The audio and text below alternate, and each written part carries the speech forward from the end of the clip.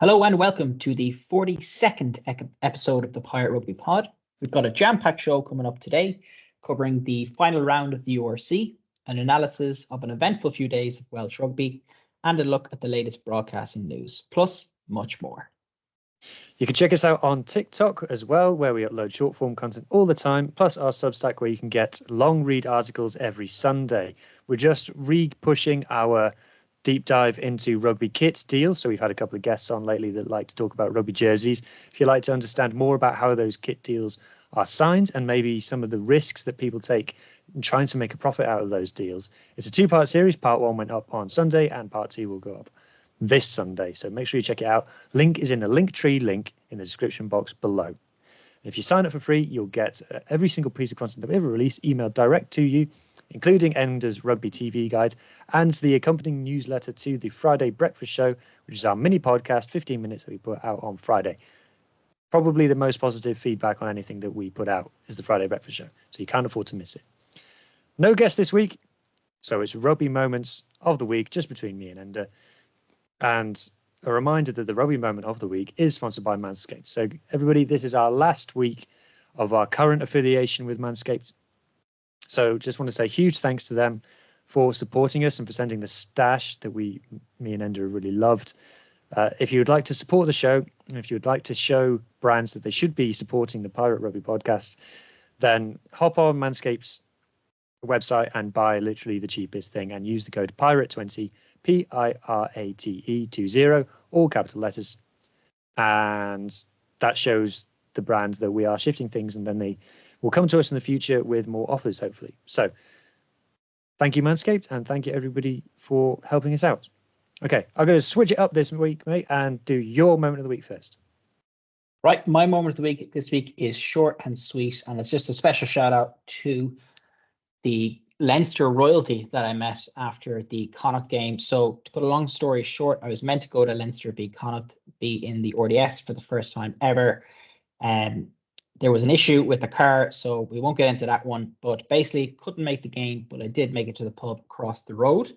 So that was always a good thing. And I bumped into Cian, aka Rugby Kino, Jay Long, and Jeff, aka Harping on Rugby, who I basically all met on Twitter. And yeah, just approached all of them and had a great night and chatted some rugby nonsense with them for a long time. I'd say I was burning. I'd say they were sick of me by the end of the night. But yeah, it was just great to put a face to some of those names and to meet them for the first time. And yeah, they were all absolute gents. What was your moment of the week, mate?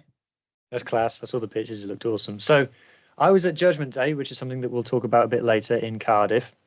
And it was an interesting experience. And to be honest with you, for most of the games, the atmosphere was quite dead, quite flat. No one seemed really that invested. There wasn't much noise from the crowd.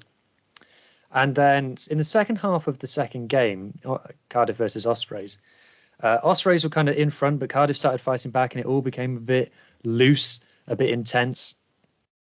And Cardiff were fighting back, and they scored a try in the corner, and suddenly, like, half the stand stood up and cheered. And this was like 60% into the second game.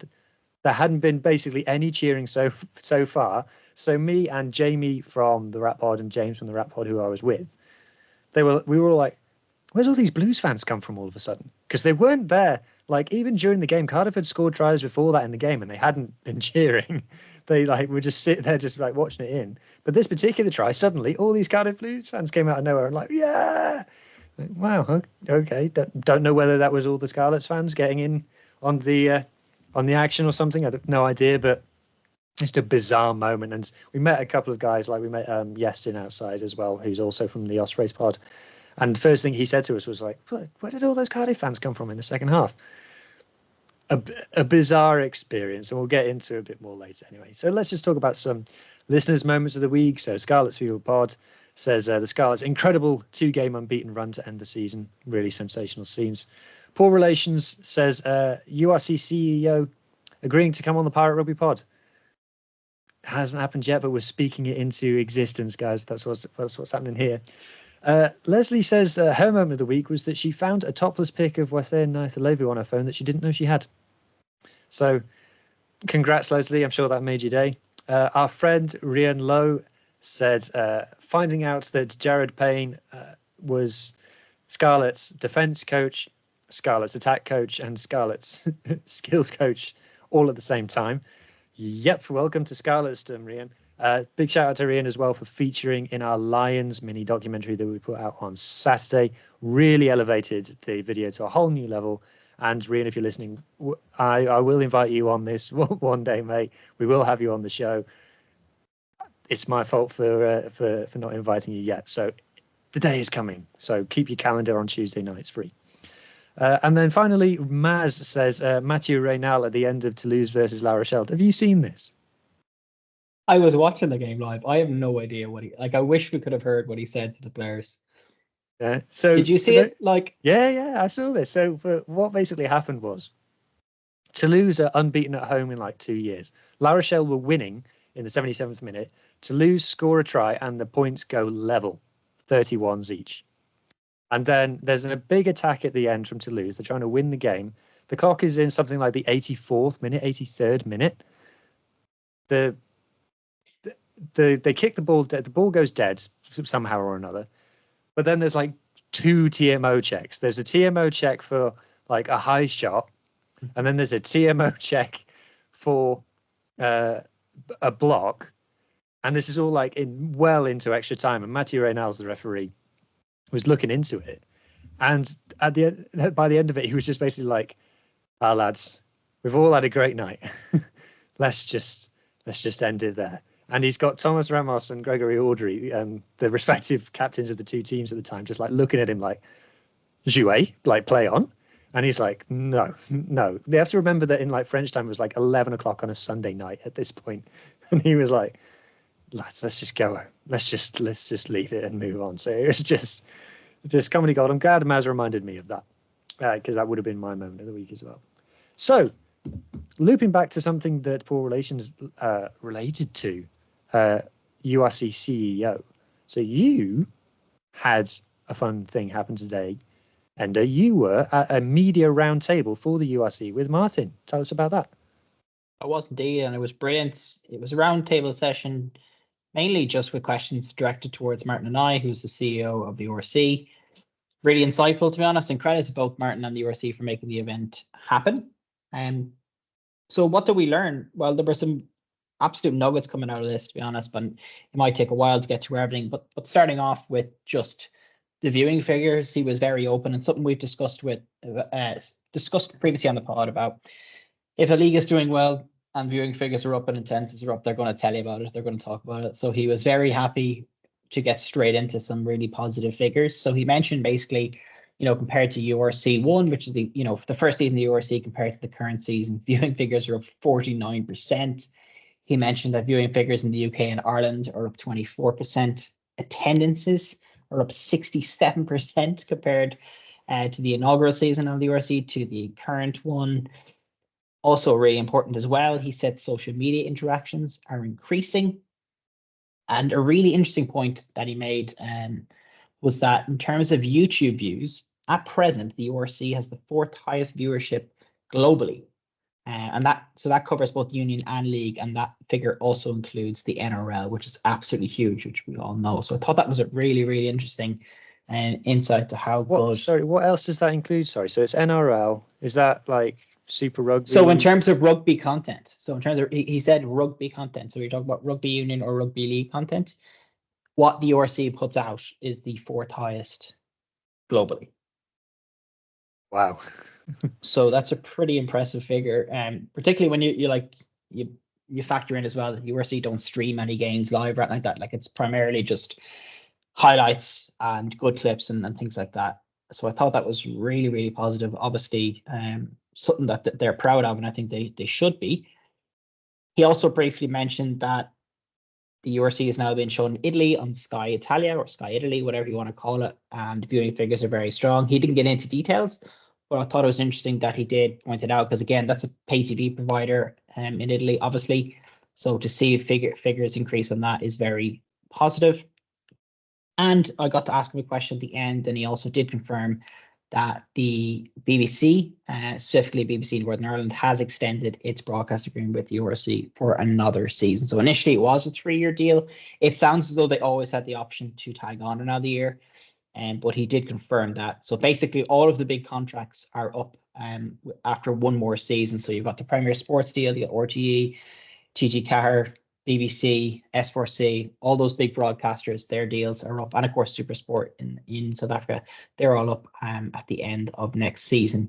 So some really great insight. He did touch on Welsh rugby as well. You know, it was kind of, he was basically asked what happens if the number of Welsh teams represented in the URC drops from 4 to 3. So if they do cut one of the regions, and he just simply said like that the URC won't let that affect their overall figures. They will go out and seek a 16th team. They don't want to drop in terms of they're really happy with the 16 figure and they want to keep it at that. So if a Welsh team were to drop, he said they would look to replace them with a quality team. So that was quite interesting.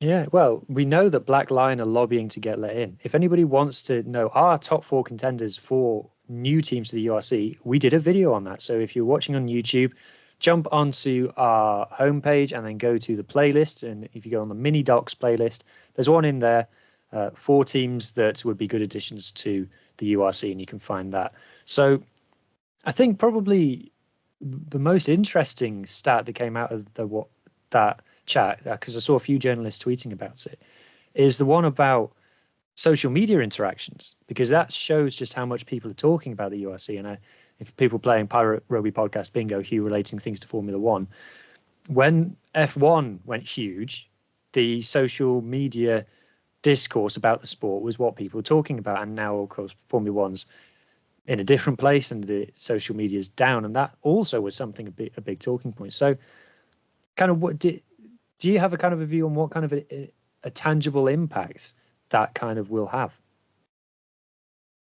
I think it already is having that tangible impact in terms of like he kept reiterating on the call that viewing figures and attendances, which are, you know, obviously 2 of their biggest metrics, are up and they keep increasing. And this is across the board as well. It's not just in Ireland. It's not just in the UK. He did say that this is happening across territories.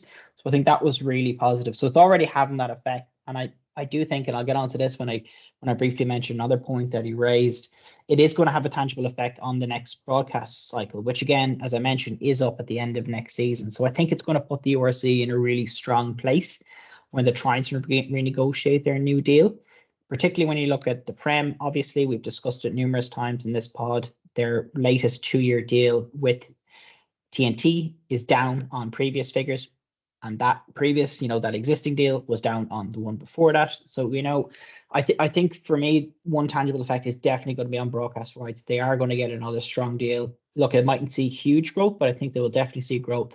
And it definitely won't be stagnating or going backwards. So I think that's one effect. And obviously, it's just another effect it's kind of having is that the URC is a league I think that everybody's talking about. And I think URC fans as well are kind of, they're proud to talk about it. The hashtag URC Eagles Best League is the thing that people really have bought into. And for me, as a fan who previously watched the Pro 14 and all the other iterations, you know, there was just never this sort of engagement. And now everyone is just, now not everyone, but the overwhelming majority of people are really positive about it, especially from the inside and even from the outside. Especially with the South Africans coming on board, there was so much more interest in this league and so much just positivity surrounding the league as well. Yeah, like Storm is getting 35,000 fans in Cape Town again this weekend. Like for all 3 of their home South African derbies, they've got over 35,000 fans. That's mental.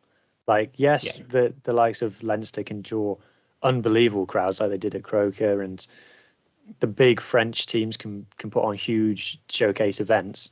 But to get that level of crowd consistently, that's really sensational. So that's special. Did you mentioned about the Prem there? Did the Anglo-URC merger topic come up? So it did come up. He was essentially asked, are you in discussions or has it been discussed at board level or whatever level? You know, this idea of potentially merging the Prem and the URC, and he said it's simply not something that they're considering at the moment. He didn't categorically rule it out in the future or anything like that, but just say, look, it's not on our radar. It's not something we're discussing. He said they're partners with the Prem, especially from an EPCR front. So no, it's not something they're looking at.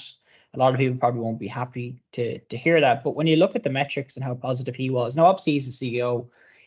It is a positive story, and he didn't talk about any of the negative figures. But again, we don't know what those negative figures are. Maybe they're to do with Welsh rugby, and that's a lot of that is on the field. But then let's be positive though, and look at the round we've got coming up. We've got all competing countries represented in the quarterfinals, which I think for the first time as well in the URC. So I think that's really positive.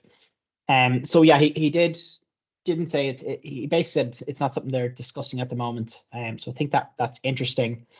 And yeah, he was very positive about South Africa's influence on the URC so far. He also did confirm that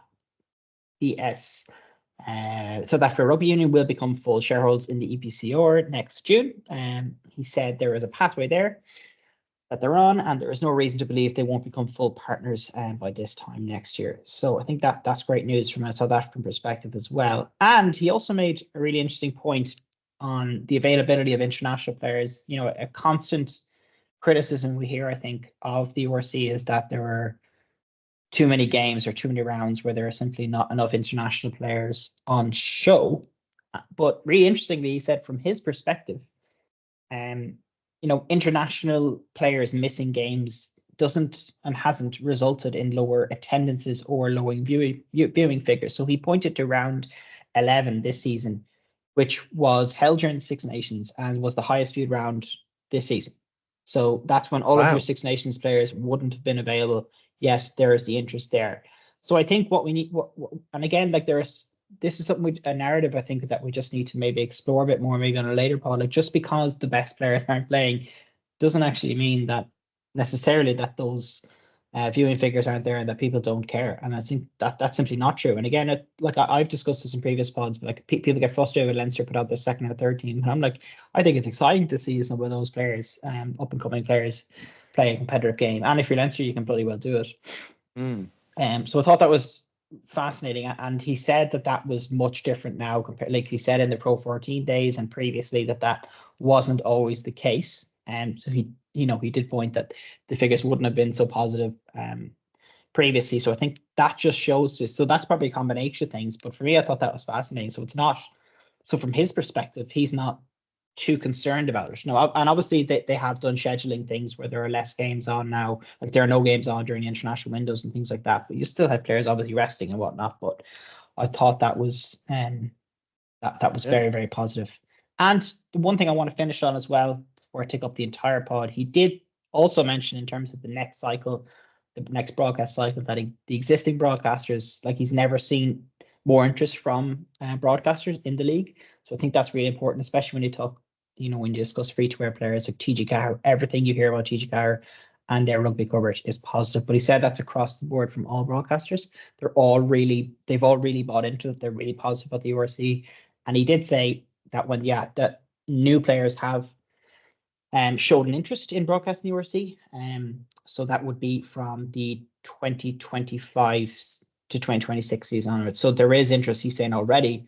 Now, whether or not this is just negotiation chat, but he did emphasize again, there's 1 year left in the contract, so they're not in negotiation currently, but there is interest already there. And again, that comes back to that tangible effect, I think. So those higher interactions, everyone's talking about the URC, and I think it's going to lead to a positive broadcast agreement. So coming at it purely from a very UK-centric angle, do you think we could see TNT picking up the URC? And you're speculating here, but I'm asking you to speculate. No, I don't think so, because I think TNT wouldn't have the capacity on their linear channels to do what Premier Sports can. Now, obviously, there's been a bit of criticism around Premier Sports because they only have 2 linear channels, but I don't think TNT, with their broad broadcast portfolio, that they'd have the capacity for that. But we'll see. It could be a completely different player. Who knows? Can you think of anybody who might come in? We can speculate. We can talk about Amazon. I really don't think it is Amazon. Is it a different free-to-air player? potentially. I don't know, like, are Virgin Media interested from an Irish perspective? It's kind of uncertain. Is it a brand new player? Is it Apple? Like, I don't think it's any one of the big streamers, but I don't want to rule them out because I'm just speculating. I don't know. There have been no rumors. You are right though in terms of TNT. That, like, I'm sure they would pick up the phone and have those discussions. I just don't see how they'd show Prem games and URC games on a Saturday.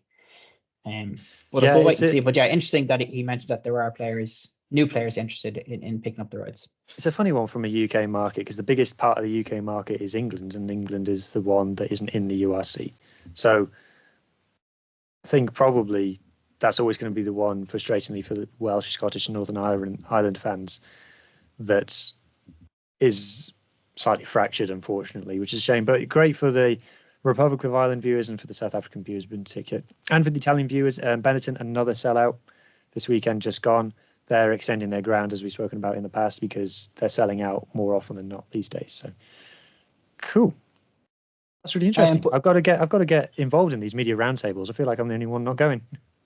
Do, and the interesting thing as well, as I said to you before, that, and we've discussed this probably offline more so than we have on the pod. I think it's important for our listeners and viewers to know is that the URC do engage with whatever you want to call us, content creators or whatever you want to call us, or just podcasters.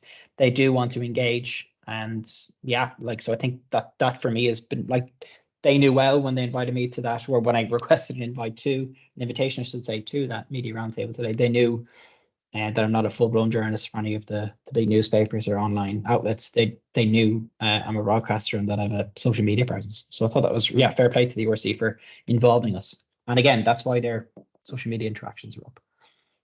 But let's move on. I think I have spoken probably longer than I've ever spoken in this pod, but let's get on to some other news, which I think you want to get stuck into. So what do you want to move on to next, mate? I think you have a lot to say on this one.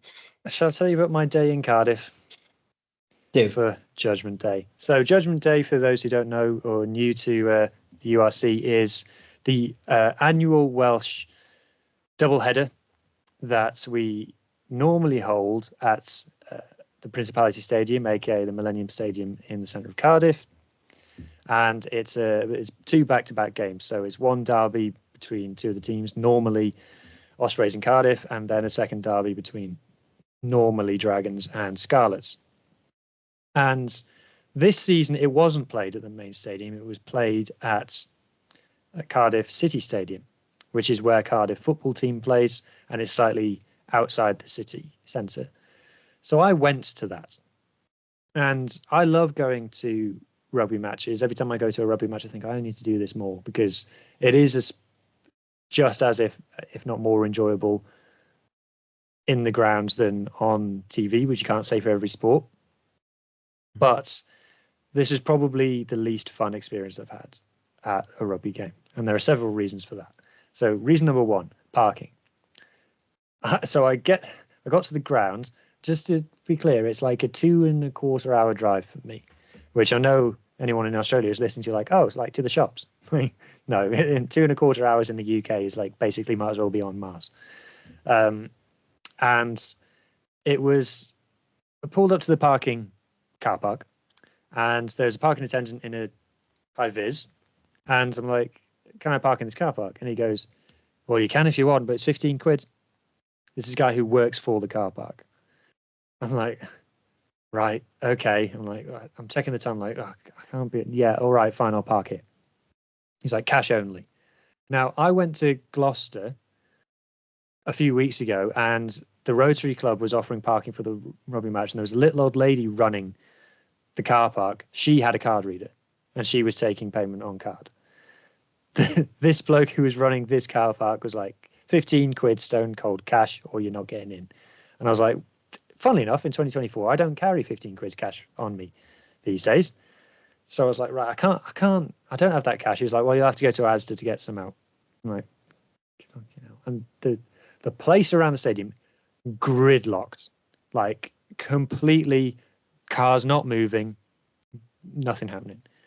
So I'm like, shit, what am I going to do? So I got into Asda, I got cash out, but it became immediately clear that I wasn't going to get out of Asda and still get to the game. So I just ended up leaving the car in Asda. So I'm probably going to get a 70 quid fine for parking in Asda longer than the maximum stay. So that was a bit crap. Then into the actual stadium itself. So for people who don't know, the attendances for Judgement Days, back 10 years ago, it was regularly getting 60,000, give or take, in the Principality. So it was one of the biggest days in terms of, back in those days, the Pro 12, Pro 14, record attendances were being set at Judgement Day. This weekend just gone, official figure is 20,000. So like a third of the record. Not good. And by the way, I was there. There was never 20,000 people in that ground. So the capacity of Cardiff City Stadium is 33,000 according to Wikipedia. I was there. The entire stand opposite me was empty. So this place was half full at best, I'm telling you. There was nobody sat 3 seats either side of me. There was nobody sat 3 seats behind me. Like, so alarm bells, seriously, that they've screwed. And there's loads of reasons why people wouldn't have attended it. 3 of the 4 teams were playing for nothing. It was end of season dead rubbers. People didn't want to go to this stadium. People wanted to go to the main stadium, the Principality. People don't like this stadium. I don't like it. I won't go again. Unfortunately, yeah, not a great day out. I mean, the actual rugby matches I managed to enjoy. My team, the Scarlets, won, so I was happy about that. It wasn't a brilliant game, but hey, when your team wins, it doesn't matter. And then it was a pretty exciting game between Cardiff and the Ospreys. And they've started doing these big smoke bombs for kickoff, and it gets to kick off, and these big pink plumes of smoke go in the air. That's enjoyable. But in terms of an overall experience, like, no, I don't think it went down very well at all. And I think loads of fans, Welsh fans, are like, no, that was a mistake. No, never do that again. And I've even heard people say, look, if the main stadium isn't available for some reason, just don't hold a Judgement Day, just have regular home games, because disappointing, to be honest. And that was the kickoff for a hell of a weekend for Welsh rugby. Yeah, let's get on to that. So you want to go through, maybe just give us an assessment of the Welsh regions, do you, and where they've been. And just maybe before we get on to that, it is the, like, after all the positivity I spun at the beginning of this pod talking about Martin and I and all the positive things about the URC, obviously Welsh rugby is that caveat there, and that there are massive improvements needed, but it's incredible actually that the figures are still going in the right direction overall with everything that's going on in Welsh rugby. But I think we'd all recognize that it's a blip. It's a massive issue now at the moment. But Welsh rugby, I think, will be back. The regions will be back, and yeah, things will start to improve. But look, we'll get on to the positives in a little while, especially in terms of the Ospreys. But do you want to take us through your next piece there, mate? Yeah, so I'll just share my screen. So this is this is my notes document. So for people who have a glimpse behind the curtain here, this is where I do all my rugby calculations. This is my massive Excel. I'm on line 5,000, I think, 6,000, a lot of thousands of lines. So I just wanted to just do a bit of a wrap up of Welsh rugby. Obviously, the Ospreys are still in it, but the season is mostly finished for 3/4 of the other teams. So just as a bit of a reminder for where Welsh rugby began this at the start of this season, is that there was a huge cut in funding from the WRU, and the reported figure, I will say that the actual reporting and the transparency about what funding the regions are actually getting, even for next season, still is quite cloudy, and it's been communicated extremely badly, and the different journalists give you very different answers. And there are some journalists who say, no, it's this, and there are some people who tell you, no, that's completely wrong. So the widely reported figure this season is 5.2 million has been the budget for all regions. Now, that's affected some regions more than others. The Dragons and Ospreys were pre-COVID at least operating at that kind of level. Dragons a bit less. Scarlets were operating way above that. So Scarlets has been a big cut. And what we saw at the end of last season was huge exoduses from Welsh rugby, as teams simply could not afford to run their squads. Hello, Thistle. Could not afford to run their squads with the budgets that they'd been given, essentially. So even though that the regions are private companies, the majority of their budgets come from the WRU still, because the regions, surprise, surprise, rugby teams don't make money. No rugby teams make money, basically none. So that's the kind of backdrop that we're coming into. So a lot of top players left, and the effect of this season has been, it's been a overall poor season. So before anybody starts accusing me of bias, I'm going to start by talking about my own team, which is the Scarlets. And the Scarlets have had an extraordinarily poor season.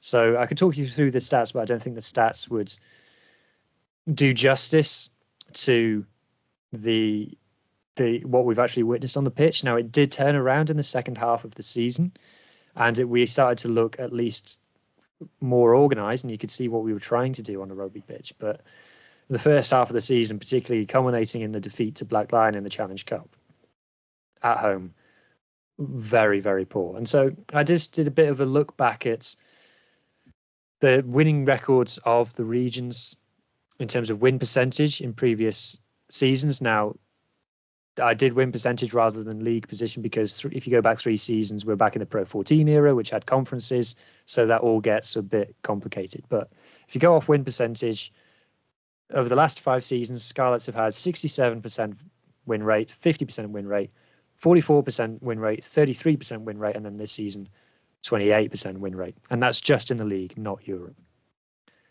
Not good. Very much trending in the wrong direction. Now, you could forgive a bit of a dip in results, but like I said, if you actually watch the performances, they've been extremely poor. And I would say that for all of the talk about budgets, the Scarlets have underperformed compared to the squad that we have. If you look at the likes of Ver Fafita, Sam Lousy are still in our squad. We've still got plenty of Welsh internationals in there, players who will be on big salaries. It's really not been good enough. And part of me is a little bit proud of how the fan base and how some people at the club have not accepted that. And even though at the end of the season it was all dead rubbers from Christmas onwards, basically, there has still been the fight to get back on top of it and turn the ship around, which we have to a bit of an extent. So that's kind of positive. We haven't become apathetic, but yeah, Scarlets finished with the second most wins of the 4 regions, which is a bit weird, but arguably the most disappointing season. So yeah, I don't know if you want to add any extra thoughts on Scarlets there, mate, before I move on to some of the other regions. Look, hopefully things improve next season. We'll leave it there. Okay, so Cardiff is who I'll talk about next. So Cardiff had an extra curve ball, putting it lightly, thrown at them in the beginning part of last year, was that their longtime financial backer and club chairman, Peter Thomas, sadly passed away. And when that happens, a huge source of financial stability for Cardiff disappeared. So they were probably the hardest hit financially, and they did put out press statements before the beginning of this season saying they had significant cash flow issues. And that shows that they've had a particularly thin squad, I would say. And they have, in some ways, probably performed better than a lot of people would have thought, because they haven't really been smashed on the scoreline that often. They've picked up a lot of losing bonus points, where they finished with 4 wins, and this is their weakest season in a good while. So you kind of give Cardiff a bit of slack because of that extra drama that they had, the extra difficulties that they had. There was reports came out last year of in pre-season training they had less than 10 players taking an active part in pre-season training. So that's the kind of adversity they were facing. So they kind of turned it around. They've had a change of ownership this season, and we're expecting some signings to be announced for Cardiff in the coming weeks. So hopefully they've turned it a bit around, and they make up the bulk of the Wales squad now, which we'll come on to in a bit. But yeah, so for Cardiff, again, a pretty weak season. And then Dragons, there's not tons to say about the Dragons. So the Dragons, the good news for the Dragons this season is that they passed from WRU ownership. So for people who don't know, best part of 10 years ago now, the Dragons nearly went bust and the WRU came in and took over running them. And last summer, David Buttress led a consortium to bring the Dragons back into private ownership. And the biggest part of that was Rodney Parade, the Dragons' home grounds, passed into Dragons ownership as well, which is huge. So the Dragons now own their own grounds, which is a game changer for them. So they got that kind of stability off the pitch, but unfortunately on the pitch, results didn't go their way. 3 wins, their weakest season since actually the season before last. They had a very poor season as well.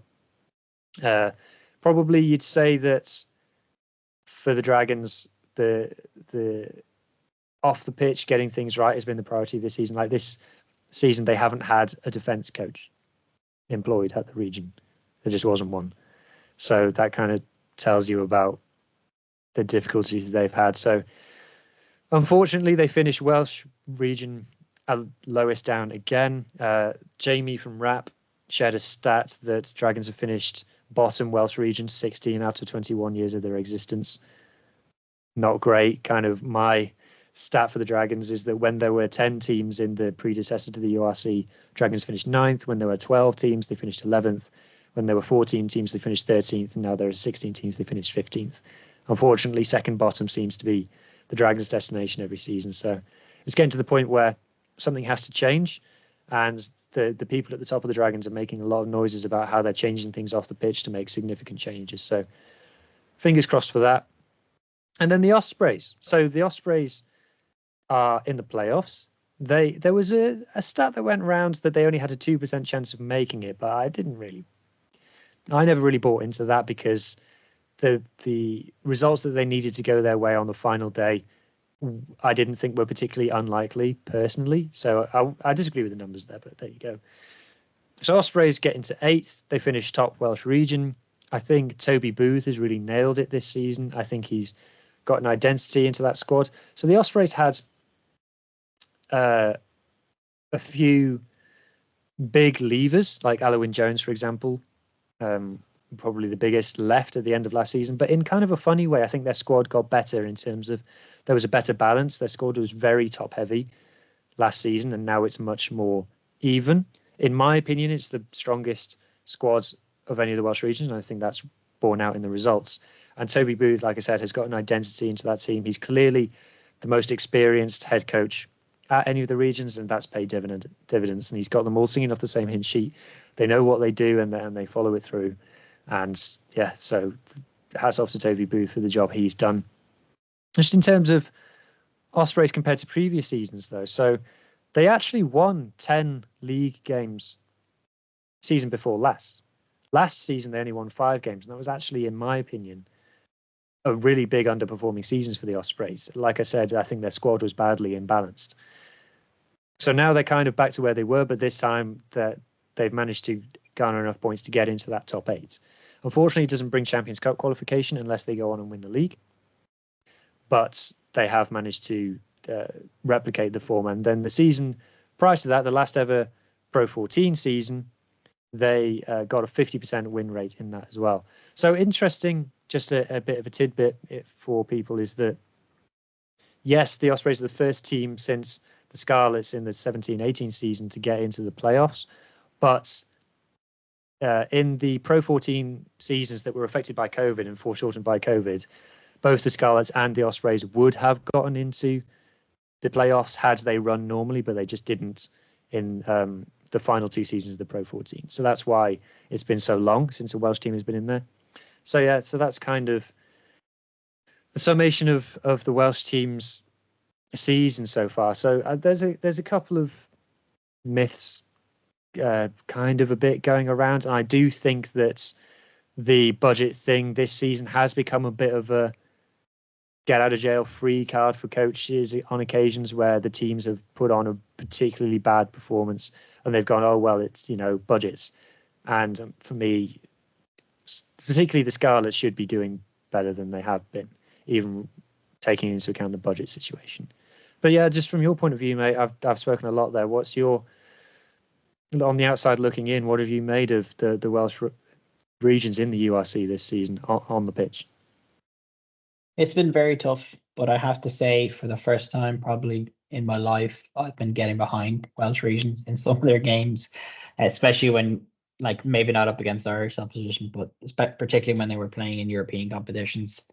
To see squads stretched so thin and then put out some really good performances, I think is something we can all get behind. It, yeah, look, that you've gone through the figures. Look, it's pretty bleak. I still think it's so important that the Ospreys are there for the final round. I think it's a bloody tough game away against Munster in Thomond Park, but I still think that's important, despite all the noise and all the controversy and all the budgetary issues, that there is a team there. And look, that's something positive. That's something that wasn't there in the second season or in the first iteration of the URC. So I think it's a good thing from that perspective. Yeah. The cuts from next season, yeah, they're really they're gonna be tough. But look, Yeah, this is where we are, and I think just from playoff perspective, there's a team there despite everything, and I think that let's take that as a positive. Yeah, just on the budgets for next season. So again, the communication has been quite poor for what they actually are. And I will say that there is a bit of a myth going around that the WRU, the Welsh Rugby Union, is loaded and they just refuse to spend the money on the regions. Steph Thomas, who works for Wales Online, has been quite vocal in saying, no, that isn't the case. And that is due to mismanagement at the WRU. The reason they don't have the money that they should is because they've made bad decisions. But so the budgets for next season are 4.5 million plus 2 marquee players. So in terms of those marquee players, look, we're not going to be spending £1 million on a Finn Russell. It's not going to be that kind of a marquee player. In terms of what they will be earning, it's anybody's guess. Probably, like for the Dragons, for example, their 2 marquee players are probably Aaron Wainwright and Rio Dyer. What they're going to be on, again, it's speculating. My guess is 200k-ish plus.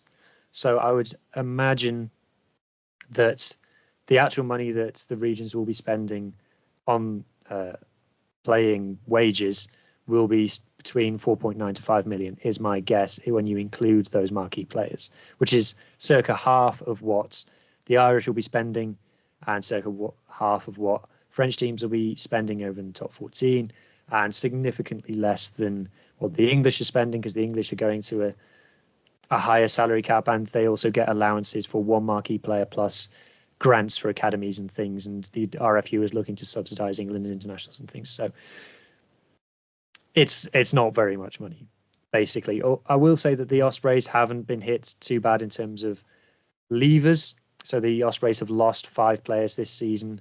Only Nicky Smith and George North, you'd say, were first teamers. So the Ospreys should be pretty decently set for next season to repeat what they've done this season. And like I say, I would suggest that Scarlets should be doing better than they were, and we'll wait to see what happened with Cardiff. Anyway, so that's kind of my spiel about the regions, mate. So what's next on the agenda? Well, some other big news that we simply have to cover, and that's the Wales squad announcement. I looked through it. I have to admit, overly familiar with every single player on that list, unfortunately. Talk us through it, mate. Like, do you want to, what's the high level here? Like, what's this?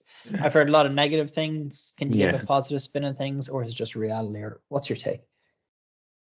I think Gatland's upset a few people with this squad, and it's not just a case of people's favourite players didn't get picked. So, for example, clearly the Ospreys are the strongest Welsh team. The Ospreys have only gotten 6 players into a 36-man squad. There's 10 non-Welsh based players or non-regional players in this squad. So there's 10 players from outside Wales been picked, none of whom are going to be available for the game against South Africa. So, and for me, I can't remember a time when a Welsh squad had that many non-Welsh based players in it. Like I said, only 6 Ospreys players in it. And when you consider that Sam Parry, the hooker, has been picked mainly because Ryan Elias, the Scarlets hooker, has been rested. And Keelan Giles Gatland basically said if Theo Cabango hadn't got injured on Judgement Day, he'd have been in his place.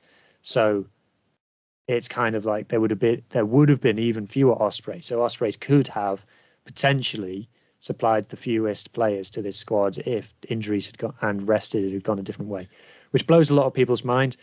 Particularly the pack, in my opinion, should be mostly Ospreys players. If you look at all the stats, the Ospreys players are the strongest and they've been winning the most games. And, you know, if you talk to game line analytics and things, you should build your national team around the best team. As it happens, Cardiff have had the most players in. Cardiff have got 9 players in. Would have been 10 if Cabango didn't get injured. And they've won 4 games all season. And there's a big feeling that amongst people that there are players in there who aren't ready to be picked. There's someone like Josh Hathaway from Gloucester is in there, who Gatland basically said we picked him to make sure that he is tied to Wales and doesn't get picked by England, which for me is not how you should be picking an international squad. And I've said it in the past, look, whenever a coach starts saying we're building for a World Cup, it's a red flag to me. I expect to lose games and I'm getting my excuses in early type thing. So yeah, and then the other controversial ones. Well, firstly, what I will say first is that Gatland's riled a lot of people in his press conferences for his excuses for not picking form players, like don't stack up. Like he said, he's not picked Ospreys players because they performed badly against fully loaded Bulls and Leinster teams. Well, guess what? All the other Welsh regions lost badly to those teams and they've still been picked. Like I said about Cardiff, they haven't won many games. So that rule is applied to the Ospreys, but not to Cardiff for whatever reason. So you kind of wish the Gatland would just come out and say, I don't rate him. Like, I don't think he's very good or whatever it is. And then the big one is Corey Hill coming back. So Corey Hill, for people who don't know, had an incident a few years ago where he smashed up a member of the public's house whilst drunk and had to leave the country, go to Japan to play. He's playing in 3rd or 4th division Japanese rugby at the moment. And he's been brought in and he'll probably start games for Wales this summer. So that's rubbed people up the wrong way. So unfortunately, Welsh rugby manages to bring the doom and the gloom every single week. So that's enough of that. Cheer me up, mate, and you talk to me about Connacht. So your team's season are over. What have you made of them? Connacht have been meh this season. They've been okay. They've been up and down. But there are certainly positives there. Like, let's not be overly negative, especially in terms of some of the up and coming players like Matthew Devine. He has been an absolute find. He's been so good. So I think that's a really good positive. And there are other players as well, obviously. But and actually, you can't not mention Colin Ford as well. He's been absolutely fantastic. So you know there are positives there as well. Look, they did finish 11th overall last season. Let me double check. I believe it was they finished 7th last season, but they only had one extra win last season. So this year they finished 9 wins after 18 games. Again, all of this is URC, and all these are URC stats. Last season they 10 wins after 18. So from a simple win-loss ratio, they're not that far behind where they were last year. Defense has been an issue that a lot of people have flagged. If you look at some of the stats, they've had 432 points scored against them in the URC this season. Last year was 426. So I don't see where obviously there are defensive issues and people have questioned maybe Faraday coming in and they're flagging that defense is an issue. But I to me, simply looking at those stats I've been watching Connacht this season, I don't think there's been a massive drop off since Scott Faraday came in at the beginning of this season. Obviously, it's an area they need to improve on, and that's still not good. I'm not saying this is a positive. I just think there's a bit of perspective needed here. So, look, overall for me, I'm not going to go on for too long about them. It's been a tough season. They've been frustrating to watch, but there are some young players coming through. JJ Hanrahan coming back to Ireland after spending time with Dragons, previously been at Northampton, started off his career at Munster. A player like that, in his early 30s, he's been phenomenal. Obviously, it's disappointing that he got injured towards the back end of the season, but another positive thing or story out of this season, I think. So look, let's not be over negative. They finished 11th, not as good as last year, but I don't think we should start ringing alarm bells yet. It was Pete Wilkins. I know everyone says he was essentially in charge last season as well, but this was his first season as head coach down on paper. So let's see where they are next season. Let's give him another season, I think, and hopefully things improve. But yeah, let's not be overly negative. And I think you also wanted to touch on Ulster. Yeah. Well, I wanted to. We spoke a lot about Ulster a couple of weeks ago, but have they turned it around? Because they've had a very up and down season. They were kind of good, and then like everyone was losing their mind, and then they beat Leinster away, and then their coach got sacked, and then they had a good end to the season. They ran Munster all the way. How do you rate Ulster at the moment? Are they? It seems like a bit of a roller coaster. It does. There's been an awful lot of change. There's been an awful lot of noise in the media, a lot of rumours circulating about Dan McFarland players not being happy. Obviously, he got the sack.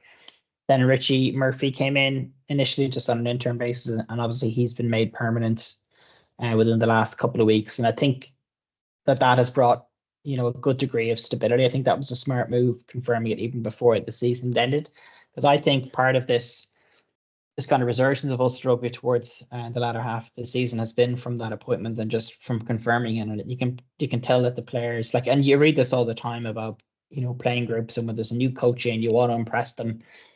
So I think it's brought a new lease of life to a lot of those players, and especially if you look at their game for the weekend, where they did very well against Munster.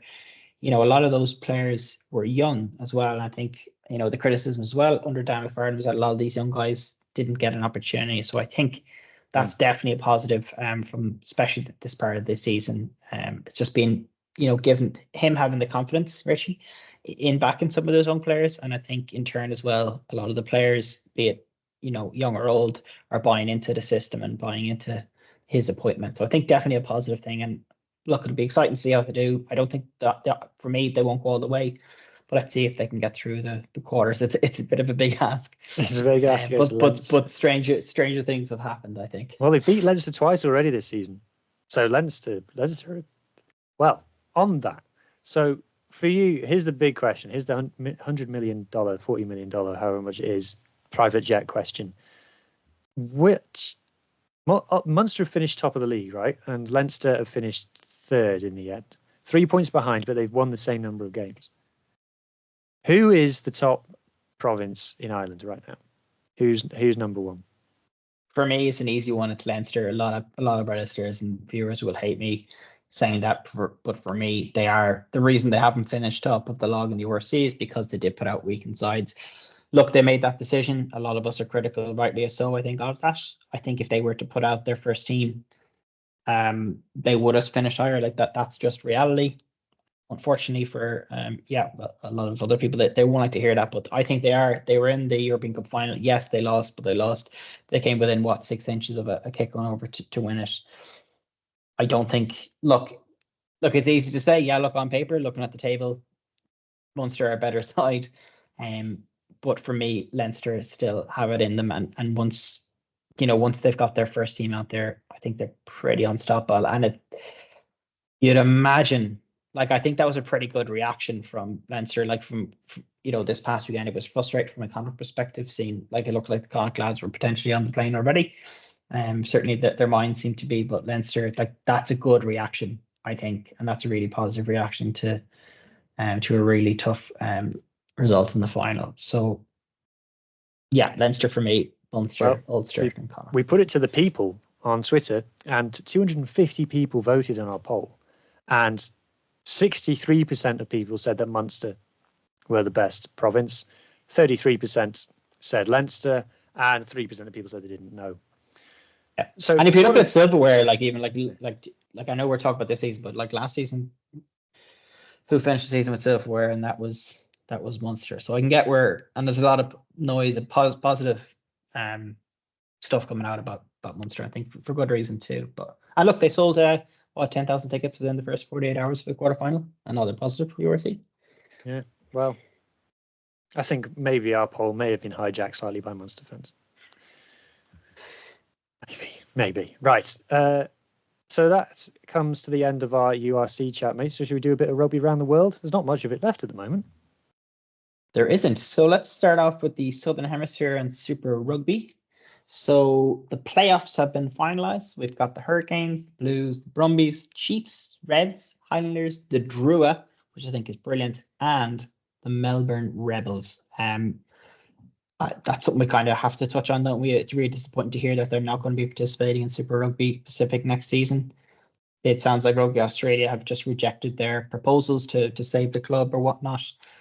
So if those players were ever looking for something to play for, wouldn't you love to see a result from them? I don't think that they have the squad to go the whole way, but fair play to those players. Yeah, fair play to those Hurricanes. players. Yeah, away the Hurricanes. Good luck, lads. I'll be cheering you on. But big results from the weekend had to have been the Blues putting 40 on the Chiefs. There were no Super Rugby Americas games, mate. So will we start off? Will we shift slightly to the Northern Hemisphere? Yes, PWR up first. Yeah, I believe it is. So Sale Sharks women got a shock win over Bristol. Gloucester Hartbury still sit well clear at the top. What's going on in the wonderful world of the top 14, Huw? So Toulon battered Clermont. You watched this game, didn't you? I did. Quality game as well. Yeah, brilliant game. Really good advertisement, I think, for the top 14. We've been very positive about that particular league, especially in the last couple of pods and with their recent broadcast deal. But yeah, cracking game, sold out. It's we can't say it, can we? But it is up there with being one of the best leagues in the world at the moment. It's great. I love it, especially the Sunday games, because now URC for some reason isn't on Sundays. That's like not been an official thing. It's just something they don't do anymore. So Sunday night, top 14 is definitely part of my routine now. Pro D2, Vaughan beat Bezier. Get in, Vaughan. 27 points to 21. They now will play Grenoble in the final. Grenoble have got a bit of momentum behind them. I'm kind of thinking that Grenoble might be favourites, but even the loser of this will play Montpellier in the access game, which I'm massively looking forward to. So did you check that? Can anybody in the UK watch the Pro D2 final anyway? Is it possible? No, not possible legally, unfortunately. Again, nobody's picked up the rights. Nobody has picked up the rights for a couple of years now, which is disappointing. But yes, you'll have to find alternative means if there are any. Yeah. What's next? English Prem? What happened this weekend? So we had both of the semi-finals. So Northampton beat Saracens. Great game, to be fair, and we saw a lot of the old guard finishing up for Saracens, in particular Owen Farrell. That was his last game for the club, for now at least, for the next couple of years. And Bath beat Sale. So the final is coming up this coming weekend. It's already been sold out, which is really positive, because I know you went to the final, I think, was it last year, and you were really disappointed by the atmosphere. And it wasn't full. So now I think that one of the reasons it's full this year is because it's being played by two proper English clubs who've been around for years. They've got massive followings, and that's Northampton and Bath. So I think that's really positive. I think from the Prem's perspective, to see two huge traditional clubs who've been there or thereabouts for donkey's years. And I think it's just great to see those two teams in the final. Hopefully it'll be a cracker. And finally, we'll finish up with the MLR. So the Free Jacks beat the Jackals. Shout out to David. I'm sure he'd be delighted. And they keep hold of top spot in the Eastern Conference. Sabercats are top of the Western Conference still. Let's move on to the TV guide. So, mate, you wanted to mention the Pro D2.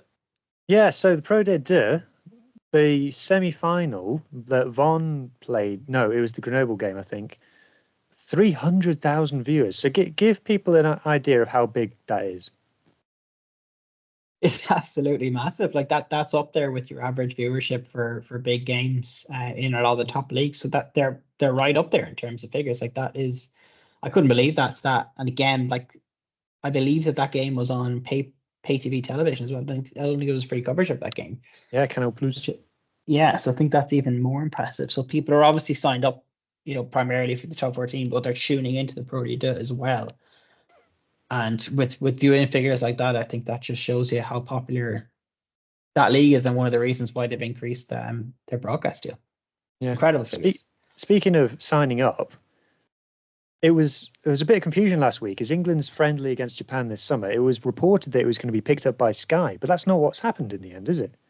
Yeah, so as we discussed previously, Sky have the rights to the home nations games until 2025 in terms of summer internationals against Sansar teams. Now, obviously, a lot of these games have to be played within a certain period. So this cup game coming up against Japan, it's on in what, 2 or 3 weeks. It wasn't part of that original broadcast agreement, so there was no broadcaster there. And the Telegraph did report the night before it was actually confirmed by Rugby Pass, and the Telegraph did report that Sky were in negotiations to pick up the rights. Apparently, a lot of the free-to-air providers in the UK weren't interested because of clashes with other competitions, which is fair enough. But then it came out the next day that the game's actually going to be shown on Rugby Pass in the UK and Ireland. So I think it's great for rugby nerds like ourselves because it's going to be free. But I think from a rugby perspective and from a commercial perspective, I don't think that's a good thing. Viewing figures will not be as high if that is. If that game was on Sky, if it was on a free-to-air broadcaster, it would be higher. It's got the potential to be the lowest watched England game for a long time. Like there's a generation of fans who don't have a clue what Rugby Pass is or how to get it. But I think it'd be interesting to see what kind of, what the commercials were in this thing and what kind of money was involved. Did Sky eventually just pull out and they had no other option? Because, when Rugby Pass TV was launched, the whole narrative was let's set up this platform for games that aren't shown in particular regions, or for, like, if you look at Japan Rugby League 1, it's shown on Rugby Pass TV because no broadcaster wants to pick it up. And again, a couple of different factors. But and maybe we don't need... You would never think that would happen to England, though. Yeah, to England I think to not have a broadcaster. Yeah, it isn't a good look. It's not going to be good for viewing figures. It's not going to be good to build up the July internationals. But I think there are a couple of factors, like the kickoff time. I think it's like a 10 to 7 or something in the morning. And again, as I mentioned, the free-to-air broadcasters are showing some other international competitions from other sports. So I think it was just a combination of things happening at the same time. And let's face it, it's against Japan as well. Like, I know there is a narrative that they are up against their old coach and Eddie Jones. That's one reason why I'll definitely be getting up. But I think it was just, well, yeah, look, in the overall context of English rugby, it does look bad because, as we've discussed, and we've discussed it even on this pod, when you look at where Prem Rugby is in terms of their broadcast deal, it is a bit worrying. But I'd like to think that this is just a once-off. But this is what happens when you organise games outside the traditional test windows. When we talk about the casual rugby fans, and the majority of England's fan base is the definition of a casual rugby fan base. They're just simply not going to download the Rugby Pass app and watch it on their phone at 10 to 7 in the morning. So, it's I never thought I'd see the day, basically. And Will Kelleher did a thread about how this is going to happen more and more, but you didn't quite agree with that. The one point I definitely didn't agree with was that he made the argument that eventually all World Cups are going to be shown, that the Rugby World Cup is going to be shown on Rugby Pass TV, and that's kind of the future for that particular tournament. I simply don't think that's the case. I don't think from a commercial perspective, they wouldn't get near as high an offers. I just know that the bids will be there from the broadcasters. I don't think Rugby Pass TV will be able to match what those other broadcasters would be able to put on the table. Like, if you open this up to pay TV, there's no way that Sky wouldn't throw more money than Rugby Pass TV at the Rugby World Cup. It's simply not the case. And yeah, again, it's very surprising. But I think it must have been a last minute decision. They couldn't not have the game. They couldn't have the game. And look, from a Rugby Pass TV perspective, it's great. It's going to build their profile. It will get more people to sign up, which is what they'll be happy about. And to be fair, there is some decent content on there. So I think that's good from their perspective. But from an English rugby perspective, this is not a good move. Right. I think that brings us to the end, mate. That just leaves me to remind people that they can get 20% off and free shipping with the code PIRATES20 at manscaped.com. That's PIRATE20, all caps, 20% off and free shipping at manscaped.com. Definitely recommend the products, everybody. And last thing, to finish off the show, Scrumming Fly Half did come in with a moment of the week. Last moment, and his moment of the week is the wholesomeness of Benetton making the URC quarterfinal with their demolition of Edinburgh at home. What a way to end. Thanks all.